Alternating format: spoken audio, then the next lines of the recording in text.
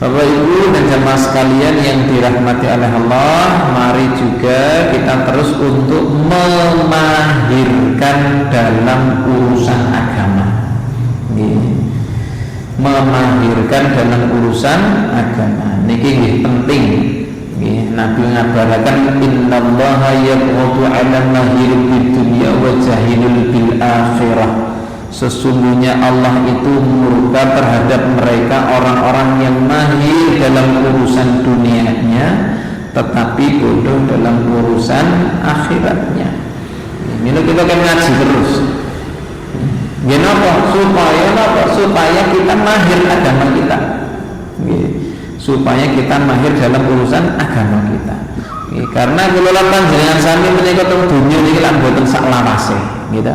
Kita tidak akan selama-lamanya di dunia ini. Kita akan beranjak untuk berganti alam.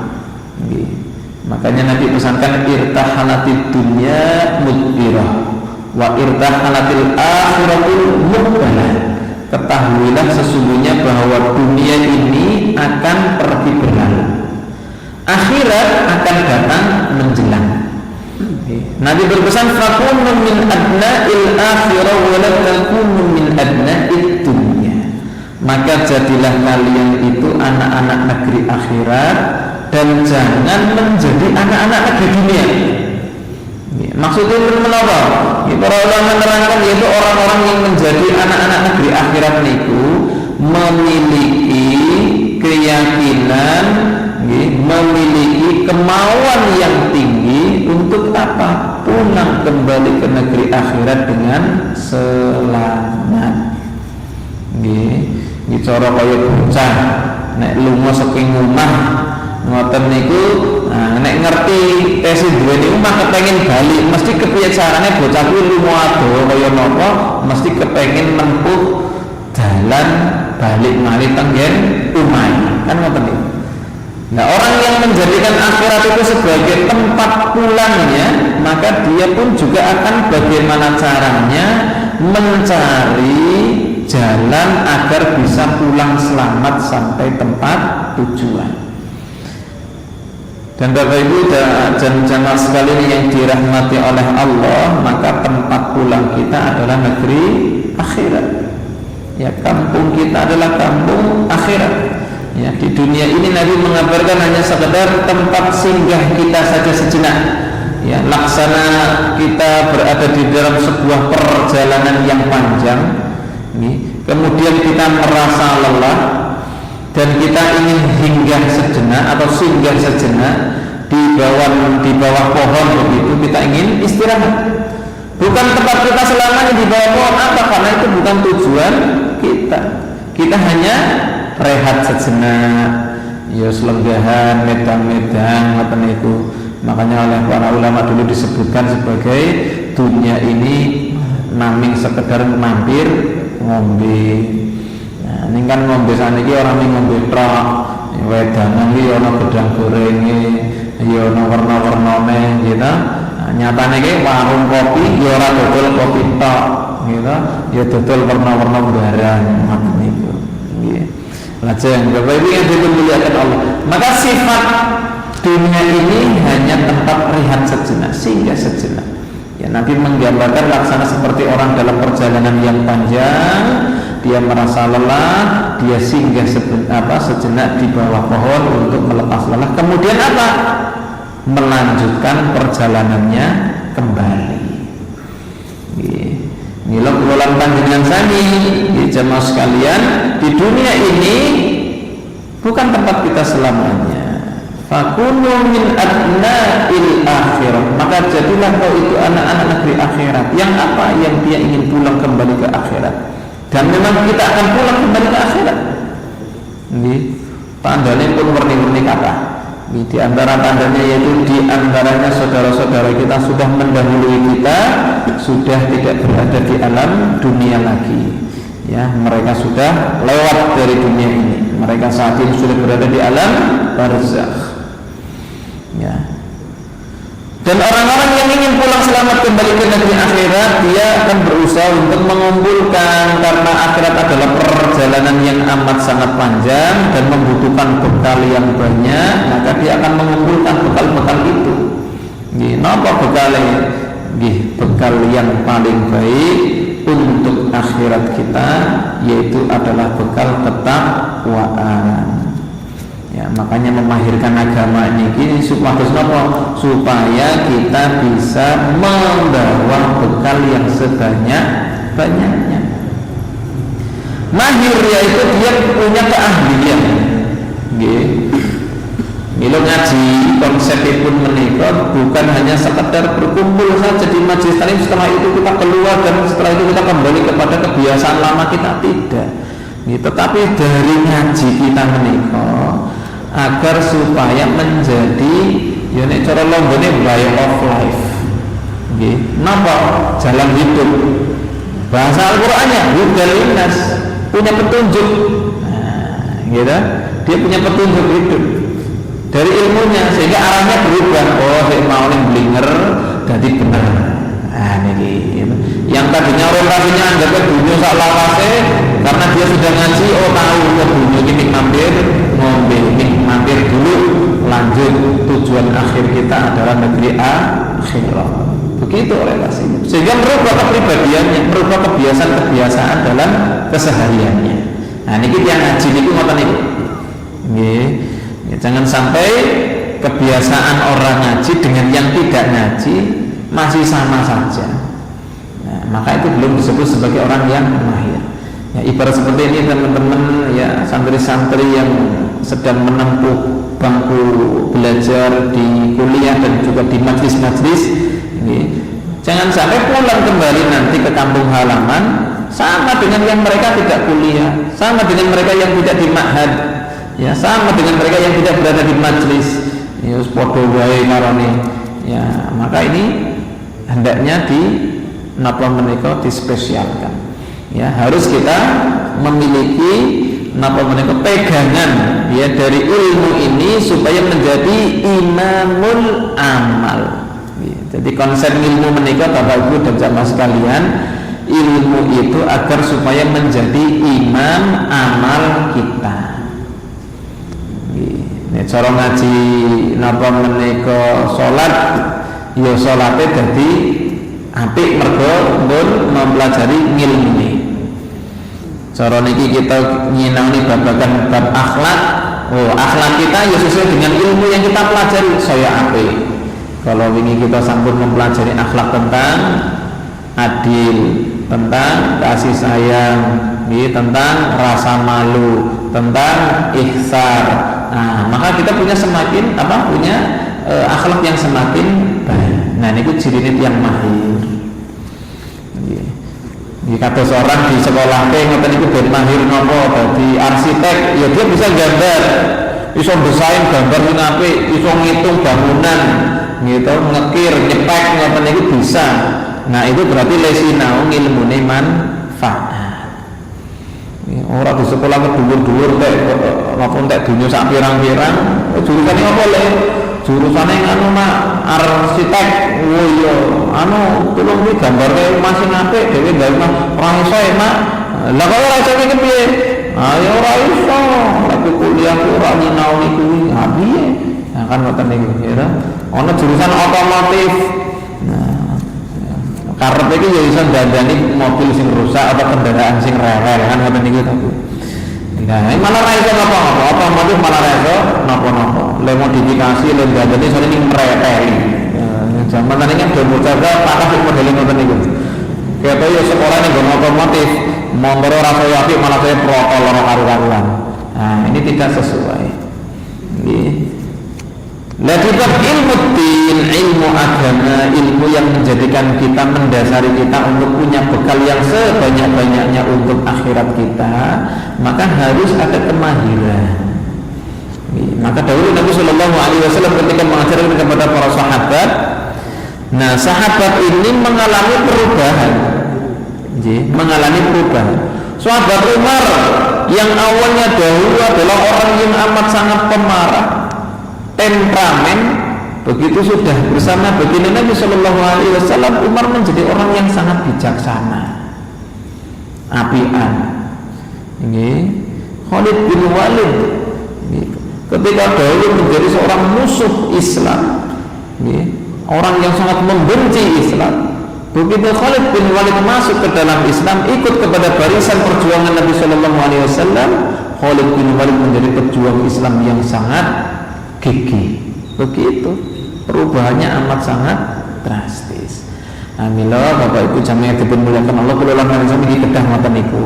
Nggih, berusaha untuk memperbaiki diri. Maka dari ilmu yang kita pelajari setiap harinya atau setiap pekannya begitu, itu membuat kita semakin punya napa menika filter, punya napa menika pengeling, ada yang memberikan nasihat. Siapa nasihat? Penasihat kita ilmu.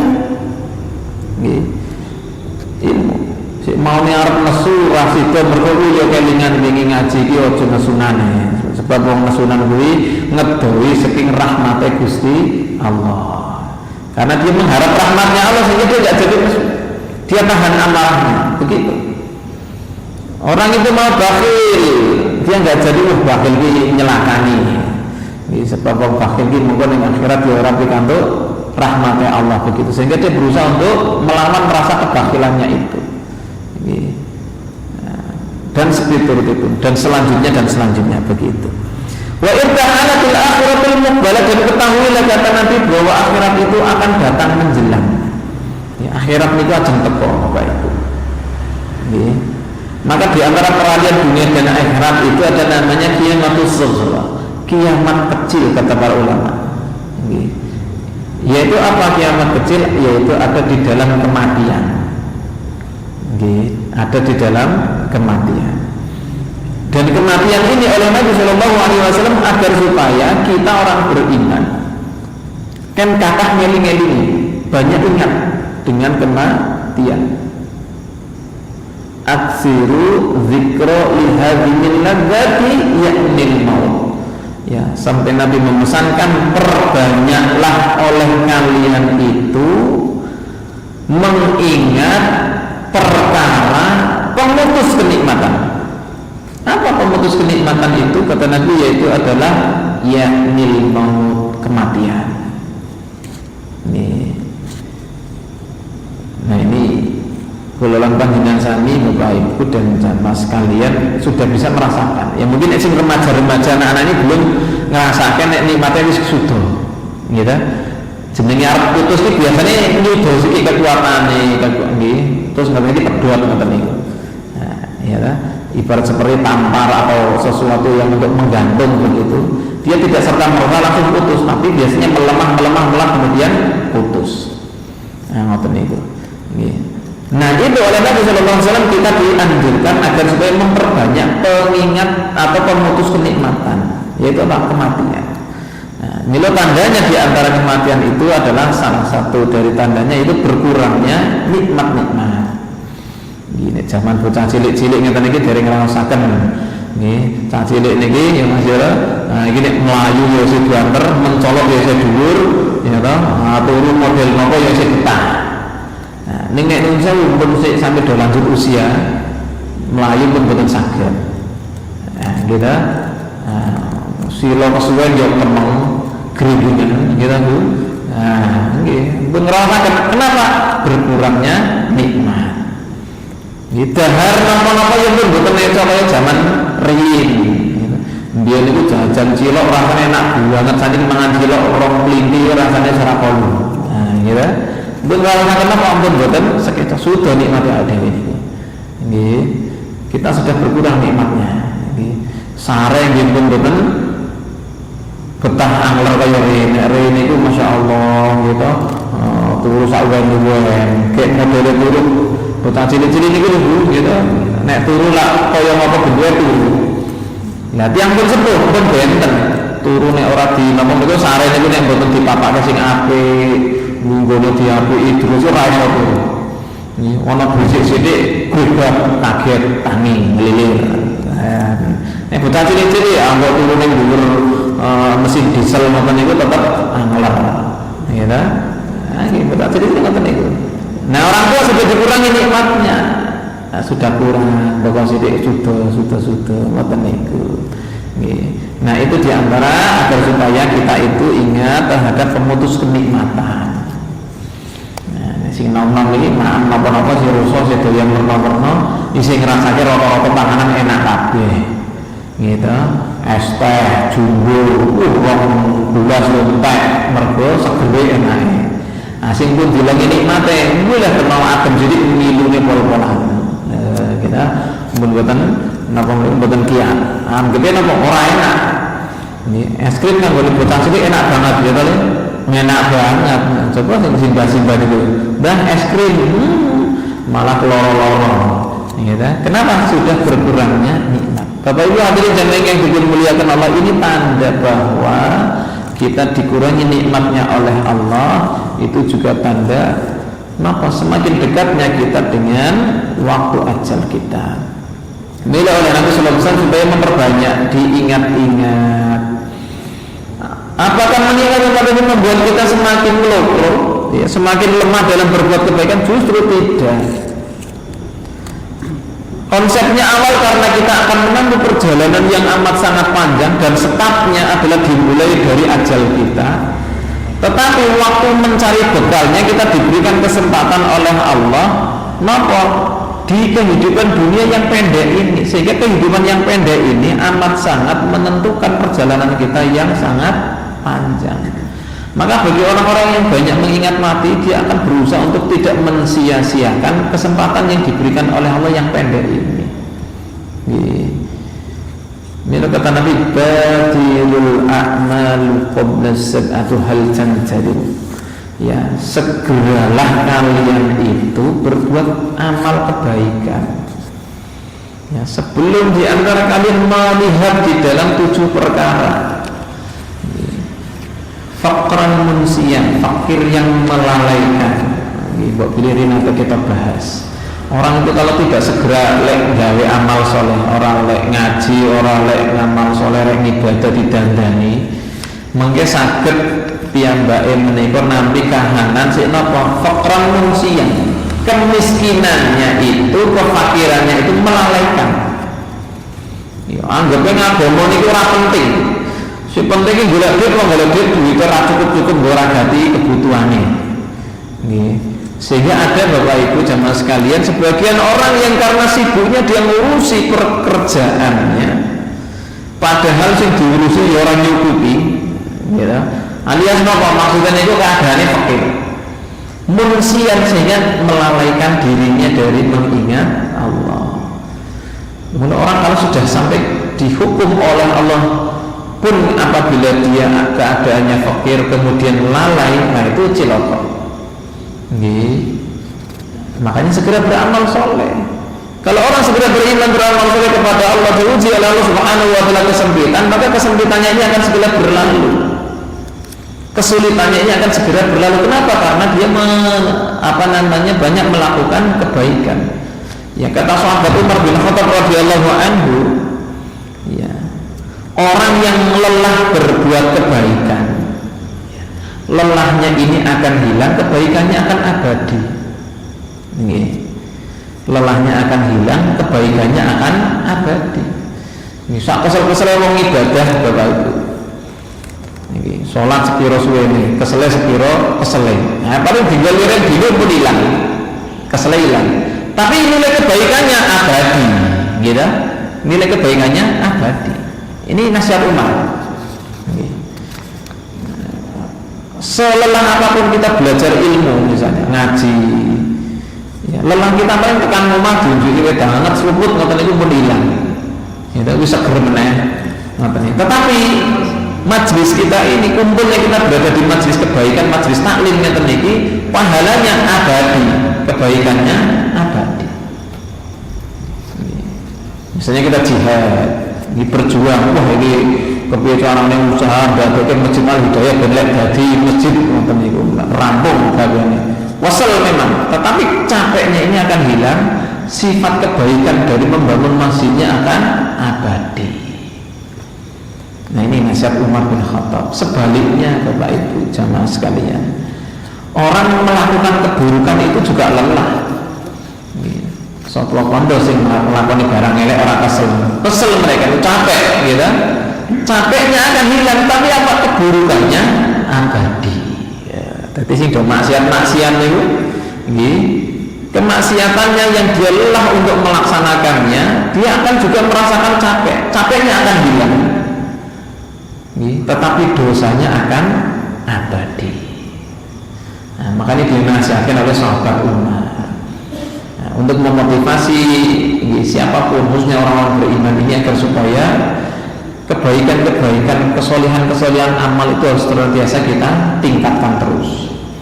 Jangan sampai keadaan fakir melalaikan. Atau yang kedua yaitu ghaniyan mudghiyan, kata Nabi, kekayaan yang sifatnya menyombongkan. Bapak Ibu jamaah sekalian, hati-hati orang yang sudah sampai kepada taraf kaya, kemudian dia menunda-nunda dari beramal soleh, ya, kemudian dia diberikan sifat, ya, oleh yang sifat itu adalah ghaniyan mudghiyan, kekayaannya menjadikan orang itu sombong. Niki ciloko. Dan banyak orang, ya, kalau sudah overlapping, maksudnya sugih ini menang banget, sampai kekayaannya itu menyombongkan dirinya. Wes ora nganggep penting agama, Bapak Ibu, gitu? Tidak nganggep penting agama. Aku ngaji ngeten iki ora patek penting. Sing dianggap penting iki nek ora apa, ya to, seminar, ya, terus napa malih, sing model-model ngoten niku, sing modern niku, ya, kok pengajian teng Masjid Al Hidayah, sing teko ya sabari setengah. Ya gue panitia kabeh, gitu. Jamaah rahman, gitu. Panitia kabeh. Nah, sing sugi-sugi dilanti. Nah, kalau terhinggapi oleh dirinya oleh penyakit ghaniyan mudghiyan, celaka sudah. Kekayaannya menyombongkan. Mila Qarun dahulu ketika diajak, ya, oleh orang-orang soleh untuk belajar ilmu agama, apa yang dia katakan? Walah, aku kira ngaji, aku ingin ilmu sing mari aku sugih. Bukan ilmunya Allah, ya, bukan ibadahnya kepada Allah. Nah, Qarun ini termasuk ghaniyan mudghiyan, kayanya menyombongkan. Atau yang ketiga, haraman mufnidan, umur tua yang sifatnya melemahkan. Tiang niku nek boten lek gawe amal soleh, nggih ndak keburu tua. Nek pun keburu tua yang sifatnya tua renta yang melemahkan, dia sudah semakin nggak mau beramal soleh kadang-kadang. Ya, wonten tiang lanang mas, aku serasa ning masjid lan apa aku nggo mlaku angel. Nah, aku neng omah wae. Nggih. Dijak ibadah pernah orang pun boten saged lan apa sebabnya sudah tua renta. Mila menawi kula lan panjenengan sami masih diberikan kesempatan, mari kita pergunakan dengan sebaik-baiknya. Ora apa-apa aku nang masjid dhewe tak lakoni begitu. Ya, karena dahulu ada seorang yang buta. Dia minta izin kepada baginda Rasulullah, saya tidak bisa melihat sehingga saya mohon izin untuk tidak ke masjid. Awalnya Nabi mengiyakan alias mengiyakan, monggo. Terus Nabi berbalik, Fulan, apakah kamu bisa mendengar adzan? Saya dengar ya Rasul. Kalau dengar adzan berarti datanglah ke masjid. Sampai orang yang buta sekali mendengar Nabi SAW supaya berusaha untuk datang ke masjid. Kebaikan mereka supaya dilakukan dengan kesungguhan. Jangan sampai umur yang tua renta ini menghalangi kita dari kebaikan-kebaikan. Kalau dia menunda-nunda, umurnya semakin tua renta, dia pun semakin menunda. Hingga jatuhlah sakit yang sifatnya maridun mufsidan, sakit yang merusak. Orang lek ngibadah, awake wis lara-lara nang wae, maka dia akan semakin juga lemah dan semakin tidak mau beribadah. Ngoten niku enten sik sambat. Dosa kuwi apa kok lek kula kaya ngene ora mari-mari. Wala cetha dosa wong kebiyen ora gelem ibadah, ora gelem ngaji, ya kan? Sedekah yo ora metu-metu. Ah begitu ki loro kok ngakoni dosa kuwi apa kok kebiyen lara ora mari. mergo mboten gadhahi ilmu sehingga dia tidak bisa berikhtisab, tidak bisa mengkoreksi diri. Orang punya ilmu, Bapak Ibu yang dimuliakan Allah, sedikit musibah yang diterimanya dia akan berikhtisab. Astagfirullahaladzim, mungkin saya tadi leku sholat ora khusyuk. Astagfirullahaladzim, ya Allah, mungkin tadi saya ngapusi uang. Ya, setiap kemaksiatan akan mendatangkan keburukan. Sehingga orang yang berilmu begitu dia mendapati sesuatu yang buruk dari Allah Subhanahu wa taala, dia segera melakukan ihtisab, koreksi diri. Makanya sahabat Umar juga menasihatkan ihsabu qabla an tuhasibu. Hisablah diri kalian sebelum kalian nanti mendapatkan hisab. Nah, dewe ini yang ngaji ini di antaranya Bapak Ibu juga agar supaya kita bisa mengkoreksi diri kita. Nah, ini kota-kota menurut saya tiang itu sing ngaji niku sakniki modele ya rada kleru. Napa orang ngoreksi awake dhewe malah senengane ngoreksi wong liya.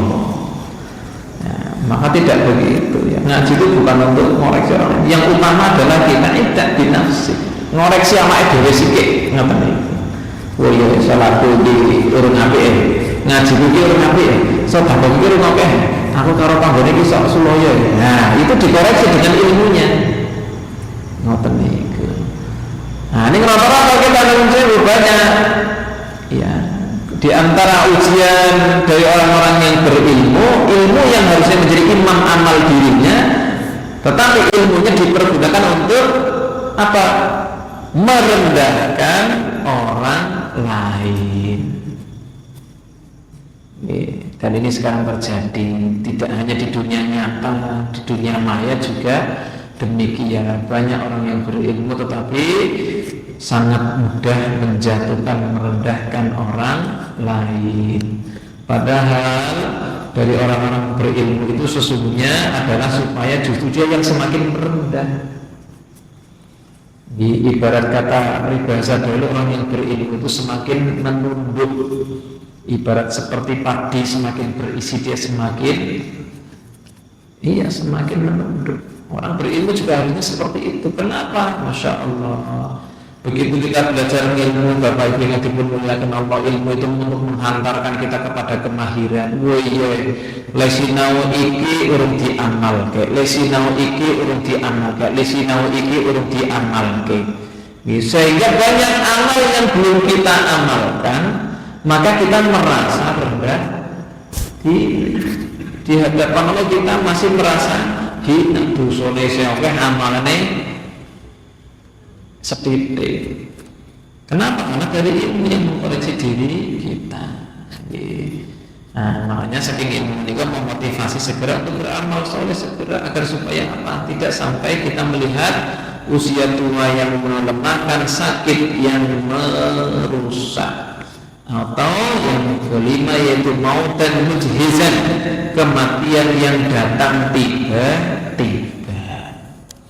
Wah, niku nek arek gawe amal saleh niku saged mawon iso sing ora lara, yo ora napa, ora tuwa ngoten niku.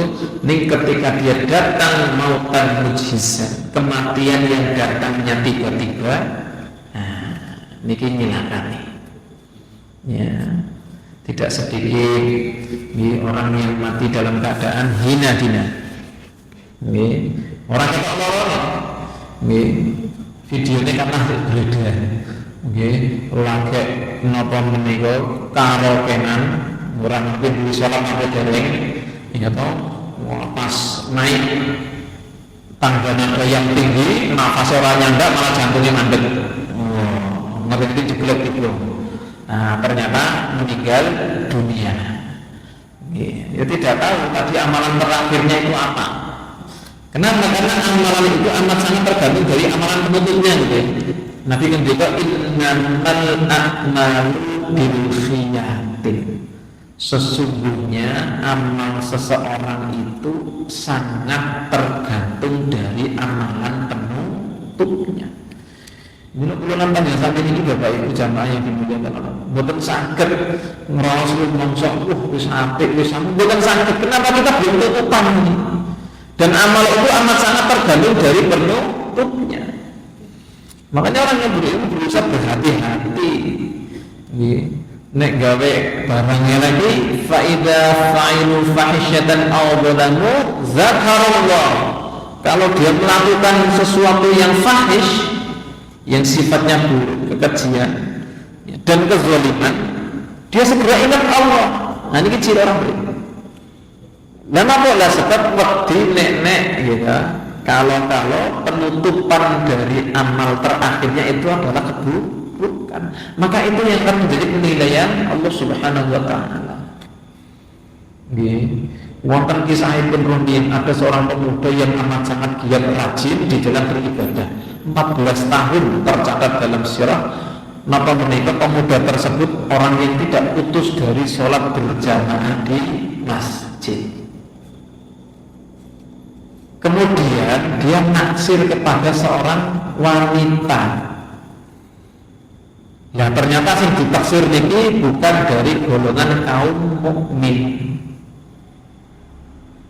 Karena dia memperturutkan hawa nafsunya mencintai wanita itu sebelum mengenalinya, karena melihat fisiknya yang cantik begitu, sampai dia jatuh hati yang cintanya disebut dengan cinta buta.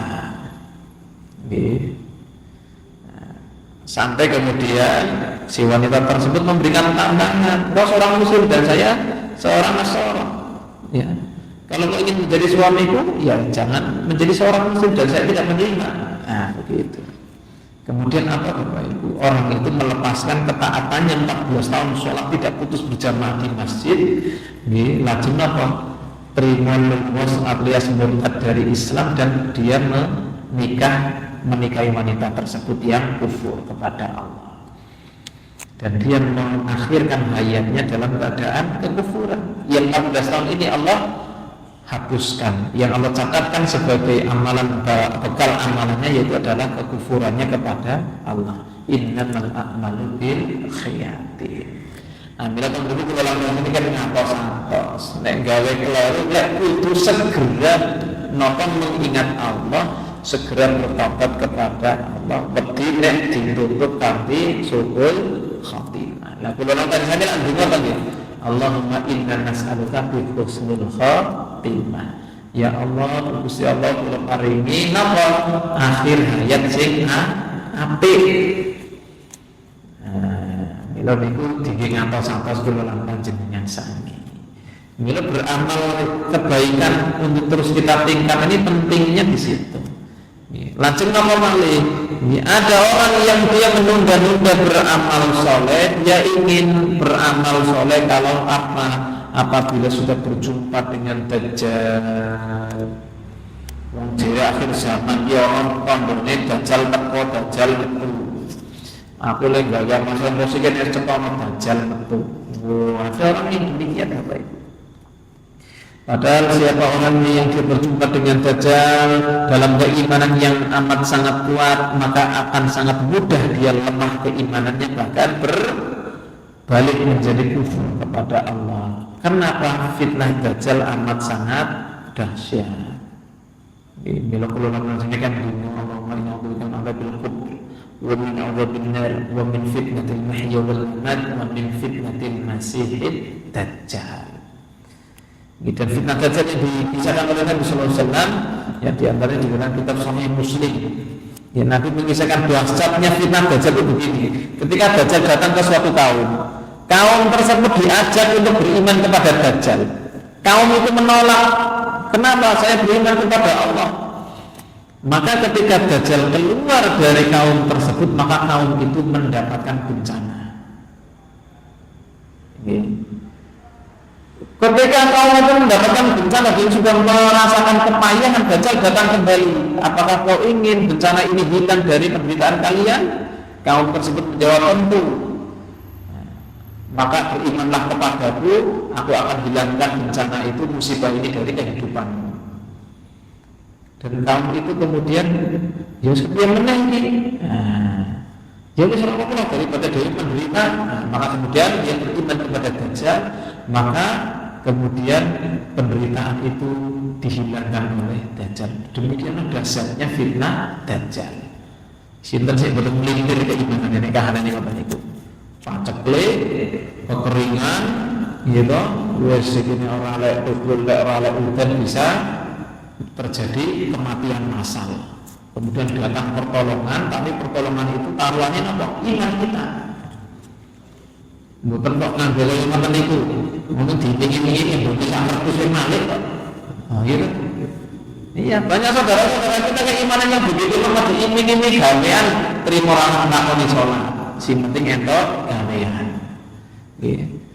Terima Indonesia terus orang Islam merapokan sepenting entok bantuan sembako kompensasi. Banyak saudara-saudara kita yang selemah itu. Nah, kok kepengen petuk dajjal, ayo orang ngomongnya kan ya, betul apa apa. Ada yang sampai kepengen datang di hari kiamat dia baru beramal soleh. Mau nih mesti tekani kiamat benar, aku tak beramal soleh. Bukankah Allah menggambarkan laula akhartani ila ajalin qarib fa asaddaka wa kuntu minas sholihin. Waktu katakan kiamat, mereka orang-orang yang sudah berada di alam barzah merasakan begitu dahsyatnya di alam kubur, ya keburukan yang mereka terima, mereka seraya meminta kepada Allah, la akhartani ila ajalin qarib fa asaddaka wa kuntu minas sholihin. Gusti Allah, mbok yo aku ki diwiriken meneh ora ketang sedih. Aku tak gawe amal soleh, aku tak gawe sedekah. Begitu mereka mengatakan kepada Allah yang Allah maksudkan dalam surah Munafikun ayat yang ke-10. Jadi orang-orang yang menyesal karena dahulu tidak bergegas meningkatkan kemahiran agamanya, meningkatkan amal solehnya, sedemikian dahsyatnya keadaan mereka.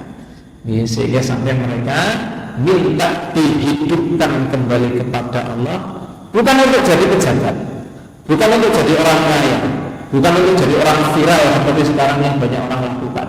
Ajeng apa mereka? Kepengen ngamal soleh. Nek akan ngaji ya kepengen beli ngaji. Untuk sholat jamaah kepengen sholat jamaah. Ada kebaikan dengan saudaranya, dengan tetangga, dengan keluarganya kepengen dilakukan. Itu yang mereka inginkan. Tapi jangan dimuliakan oleh Allah. Sungguh penyesalan di waktu setelah datangnya kematian adalah penyesalan yang tiada guna. Maka Nabi melanjutkan tadi dari hadis yang awal bahwasanya inna dunya huwa amal la hisab wa fil akhiratil huwa hisabul la amal. Sak temene dunya niku panggonane gua amal dereng dihisab. Ning nek mun ten akhirat panggonane dihisab pun boten saged beramal. Nek tang dunya niki kula panjenengan masih bisa beramal. Wonten kleru nek saged didandani tang dunya, ya. Mila nek wonten tiyang kleru mboten sak dilakukan teman-teman Bapak Ibu. Jangan disalahkan teman-teman. Kenapa? Karena dia masih punya kesempatan untuk memperbaiki diri. Kalau dia bertobat kepada Allah, tobatnya diterima, selesai, dosanya dihapuskan oleh Allah Subhanahu wa taala. Maka kalau kita terlalu merendahkan, menyalahkan orang tersebut, mungkin saya bisa jadi kita yang dosanya terus menerus. Sementara dia dosanya sudah ditobati, tobatnya sudah diterima oleh Allah Subhanahu wa taala. Anu saya penyakitnya di Indonesia kadang-kadang nyala ngomong seneng banget. Orang rampung. Padahal wong wis tobat kepingin ini dhewe wis seneng nyala-nyalake. Ora cukup nyalake nyebar luaske, nyepi Pak kono hibah tekan ngendi-ngendi. Padahal orang yang kita jelek-jelekan dia sudah bertobat kepada Allah. Bukankah salatnya adalah pembersih dari dosa-dosanya? Bukankah istighfarnya pembersih dari dosa-dosanya? Bukankah sedekahnya pembersih dari dosa-dosanya? Bukankah kebaikannya itu adalah pembersih dari dosa-dosanya, kata Nabi? Tadi ngelakoni barang api ini ngersih elek. Nah, kalau kita senang menjelekkan orang lain, maka itu adalah amal di mana kita sesungguhnya kejelekan itu akan kembali kepada diri kita. Mila karena dunia ini tempat beramal belum dihisab, beramal sebanyak-banyaknya, koreksi diri sebaik-baiknya, begitu. Hisabnya nanti di akhirat, karena di akhirat tempat hisab dan sudah tidak bisa beramal, maka orang-orang yang menyesal pada negeri akhirat nanti, dia adalah orang yang hanya bisa menerima kitab catatan amalannya dengan tangan kiri tanpa mampu merubah isinya. Mungkin manfaat. kagem kula kagem panjenengan sedaya. Wa manapun nyuwun maafun. Akhirul wassalamualaikum warahmatullahi wabarakatuh.